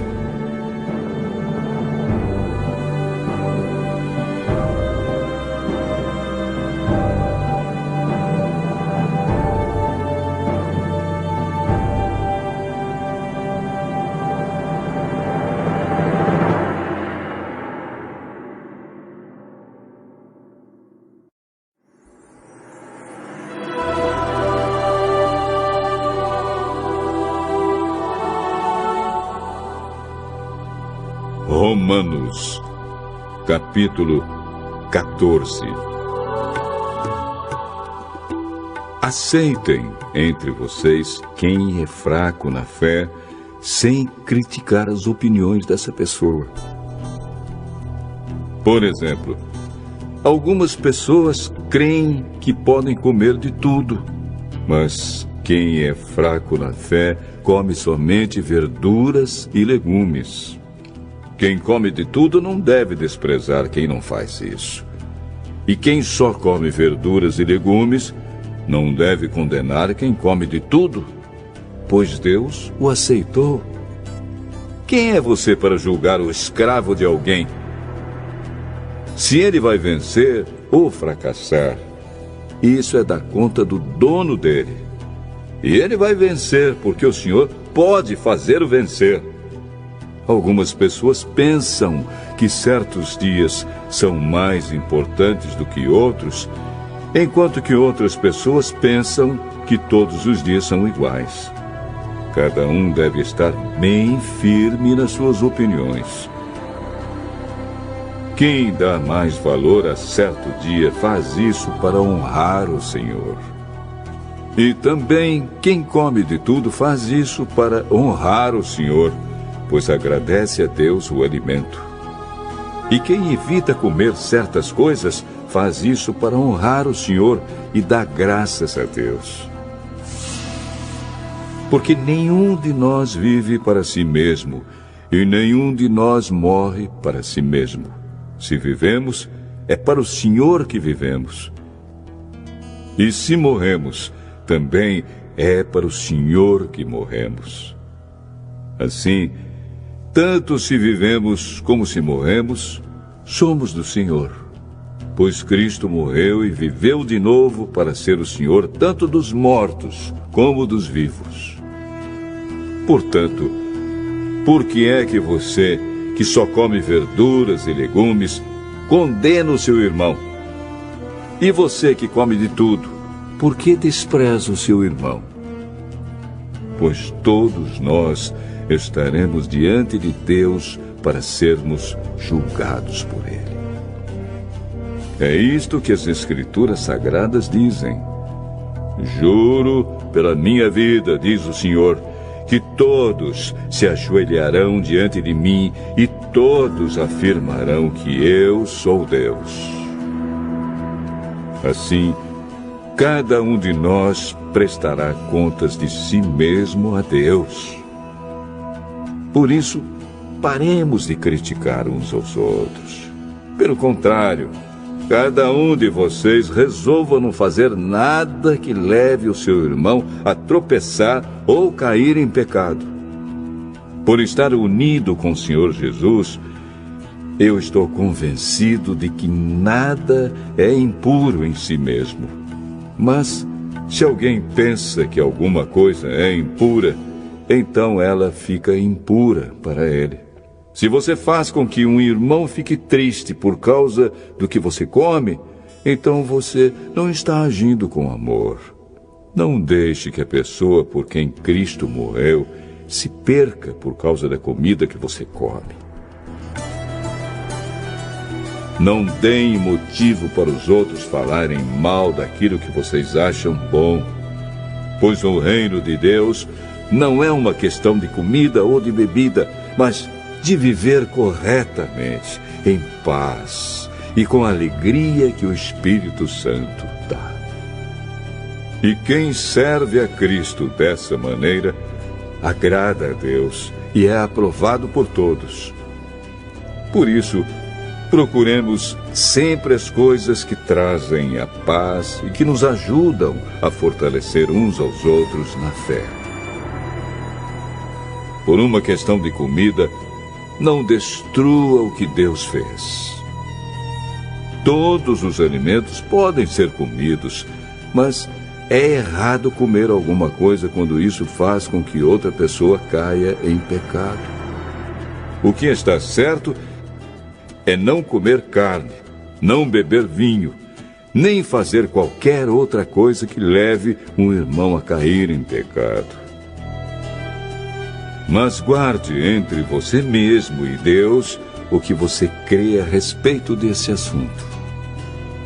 Feliz a pessoa que não é condenada pela consciência quando faz o que acha que deve fazer. Mas quem tem dúvidas a respeito do que come é condenado por Deus quando come, pois aquilo que ele faz não se baseia na fé. E o que não se baseia na fé é pecado.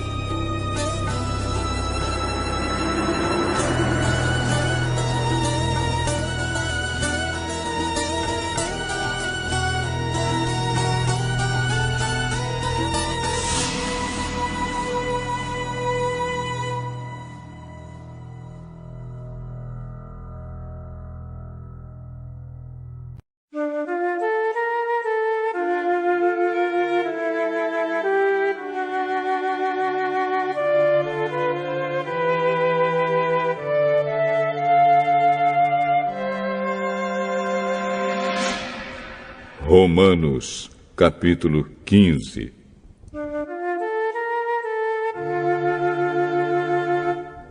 Nós que somos fortes na fé, devemos ajudar os fracos a carregarem as suas cargas e não devemos agradar a nós mesmos.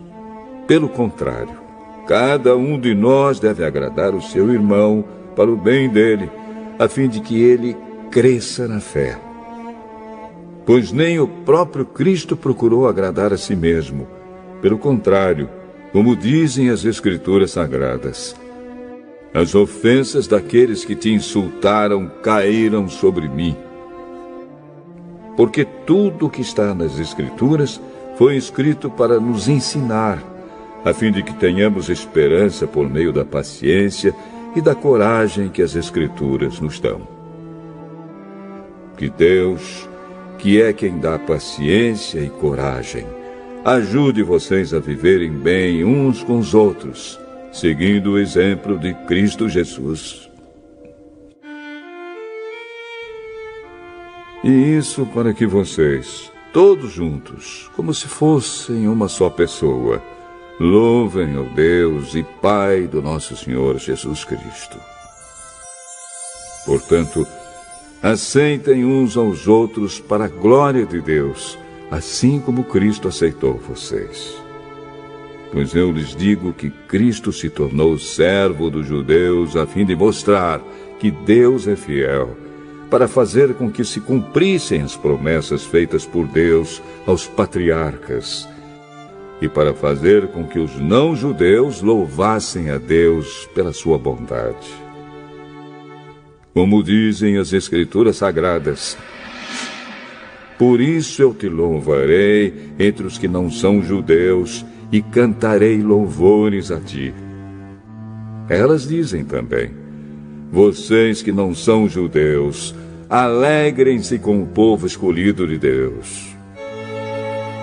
E dizem ainda, todos os que não são judeus, louvem o Senhor, que todos os povos o louvem. E também Isaías diz, virá um descendente do rei Davi, filho de Jessé.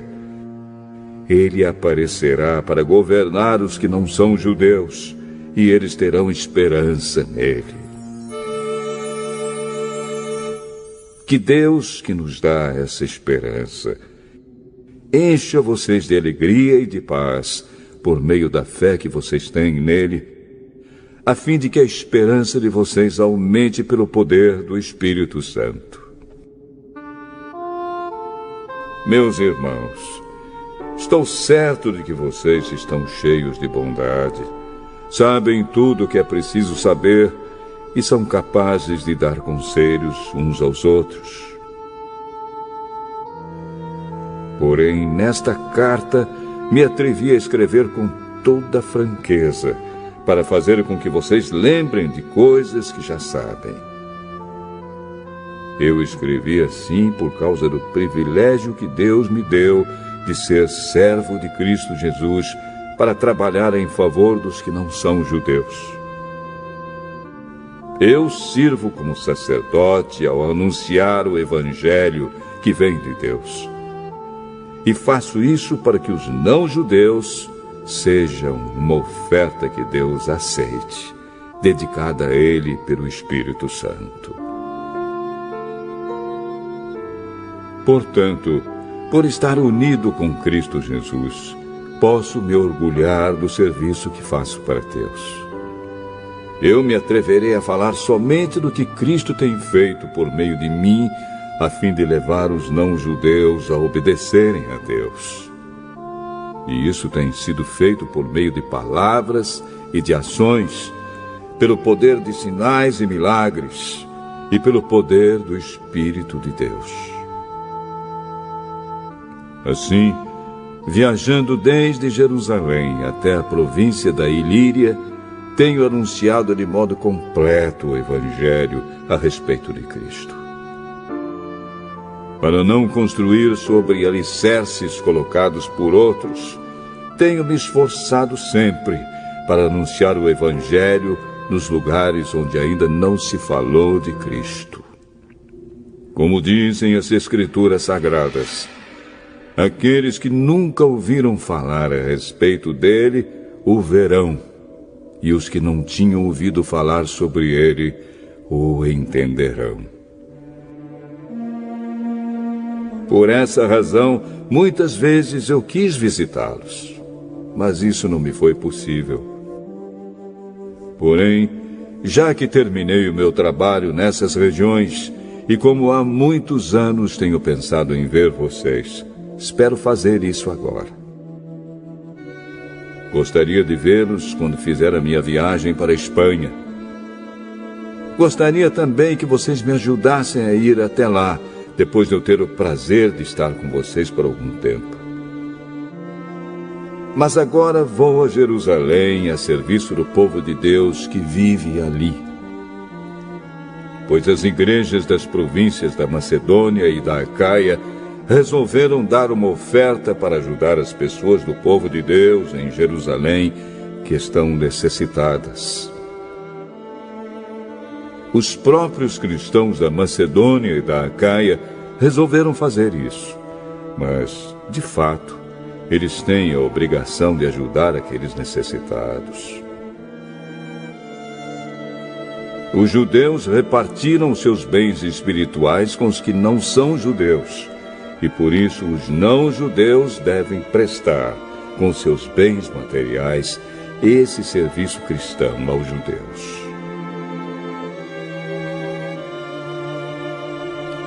Depois que eu terminar esse trabalho e que entregar toda a oferta que foi recolhida para eles, viajarei para a Espanha e no caminho visitarei vocês. E sei que, quando for visitá-los, levarei comigo muitas bênçãos de Cristo. Eu peço, irmãos, pelo nosso Senhor Jesus Cristo e pelo amor que o Espírito dá, que me ajudem, orando com fervor por mim. Orem para que eu escape das pessoas da Judéia que não creem em Cristo e também para que a ajuda que eu vou levar a Jerusalém seja bem aceita pelo povo de Deus que vive ali. E assim, se Deus quiser, chegarei aí em Roma cheio de alegria e lhes farei uma visita que me dará um novo ânimo. E que Deus, a nossa fonte de paz, esteja com todos vocês. Amém.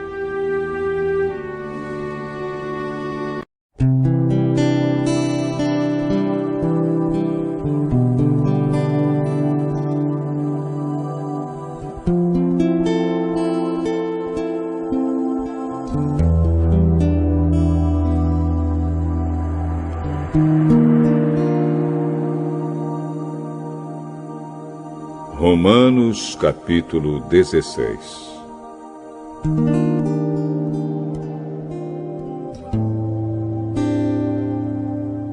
Eu recomendo a vocês a nossa irmã Febe, que é a diaconisa da igreja de Cencreia.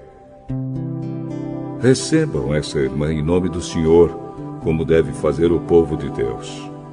Deem a ela toda a ajuda que precisar, pois ela tem ajudado muita gente e a mim também.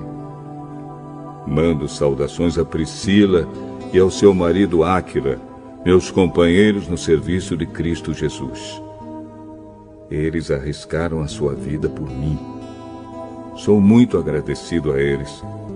E não somente eu, mas também todas as igrejas dos que não são judeus.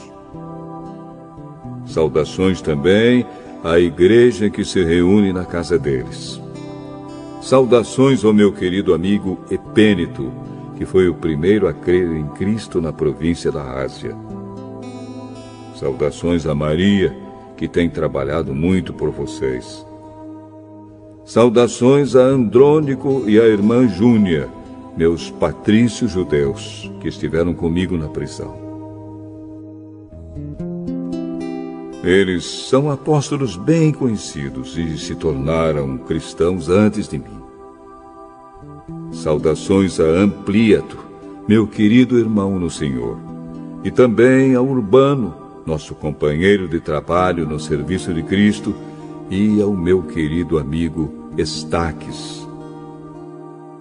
Saudações a Apeles, um irmão que tem dado muitas provas da sua fé em Cristo. Saudações ao pessoal da família de Aristóbulo. Saudações a Herodião, meu patrício judeu, e aos irmãos no Senhor da família de Narciso. Saudações a Trifena e a Trifosa, irmãs que trabalham no serviço do Senhor, e à minha querida amiga Pérside, que também tem trabalhado muito para o Senhor. Mando saudações a Rufo, trabalhador que tem se destacado no serviço do Senhor, e à mãe dele, que sempre me tratou como filho. Saudações aos irmãos Asíncrito, Flegonte, Hermes, Pátrobas, Hermas e a todos os irmãos que estão com eles. Saudações a Filólogo e a Júlia, a Nereu e a sua irmã, ao irmão Olimpas e a todas as pessoas do povo de Deus que estão com eles. Cumprimentem uns aos outros com um beijo de irmão. Todas as igrejas de Cristo mandam saudações a vocês. Meus irmãos, peço que tomem cuidado com as pessoas que provocam divisões, que atrapalham os outros na fé e que vão contra o ensinamento que vocês receberam. Afastem-se dessas pessoas, porque os que fazem essas coisas não estão servindo a Cristo, o nosso Senhor, mas a si mesmos. Por meio de conversa macia e com bajulação, eles enganam o coração das pessoas simples. Todos sabem como vocês têm sido fiéis ao Evangelho, e por isso eu me alegro por causa de vocês. Quero que sejam sábios a respeito do que é bom e não tenham nada a ver com o que é mal. E Deus, a nossa fonte de paz, logo esmagará Satanás debaixo dos pés de vocês. Que a graça do nosso Senhor Jesus esteja com vocês. Timóteo, meu companheiro de trabalho, manda saudações a vocês. Lúcio, Jasão e Sosípatro, meus patrícios judeus, também mandam saudações. Eu, Tércio, que escrevi esta carta que Paulo ditou para mim, mando saudações a vocês. O meu hospedeiro Gaio, em casa de quem a igreja daqui se reúne, manda saudações a vocês. Erasto, o tesoureiro da cidade, e o nosso irmão Quarto também mandam saudações. Que a graça do nosso Senhor Jesus Cristo esteja com todos vocês. Amém. Louvemos a Deus, pois Ele pode conservar vocês firmes na fé, de acordo com o Evangelho que eu anuncio, isto é, a mensagem a respeito de Jesus Cristo. e de acordo também com a verdade secreta que nunca foi revelada no passado. Porém, essa verdade foi revelada agora por meio daquilo que os profetas escreveram. E por ordem do Deus eterno, ela se tornou conhecida em todas as nações, para que todos creiam e obedeçam. Ao Deus único e sábio seja dada glória para sempre, por meio de Jesus Cristo. Amém.